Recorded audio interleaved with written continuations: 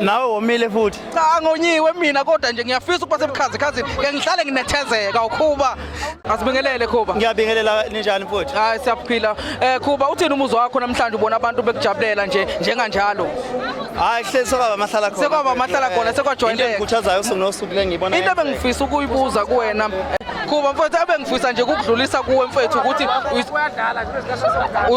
uyisibukele esihle mfowethu kubantu abasakhula empilweni njengoba sikwazi Khuba uhlala upost ukuthi usukaphi wena nempilo njengoba manje ususempilweni le ebukela abantu bonke so Khuba mfowethu uzizwa unjani mfowethu ngalendlu yakho oyikhandile enhle kangaka le eMandaba mfowethu nami ngisafisa ukuya kuyo phela mfowethu ungimbize nawe womile futhi. Cha ngonyiwe mina kodwa nje ngiyafisa ukuba sebukhazikhazi ke ngihlale nginethezeka ukhuba Lama interview wonke bayifika la afika abuze le bar yini noma kuyomeka khona kodwa phela ukumenywa nje kuyosijabulisa kakhulu njengoba ubona ngeke ngiyiposte ngiyangiqhambisa amandla abantu ngoba hayi ngabe nqama ngalikho mnisente lami la imali efakwe lapha imali zabantu engiyithola ngegama abangiphakamise bangibeka kulona ngakho kumele ngibakhombise imisebenzi ngoba uma ungabakhombisa abantu imisebenzi yakho yenzayo kodwa uma ungasekho ukuthola umuntu wayidlala ngemali weganga ngemali thathe umsupporter engayenzi okumela yena so le yanto leyani is a symbol yokuthi abantu bangithathe bangibeka kulephizini kumele ngibavezele ukuze abantu bezokwazi uma bekala ama-artists ababona lengana nami bebona ukuthi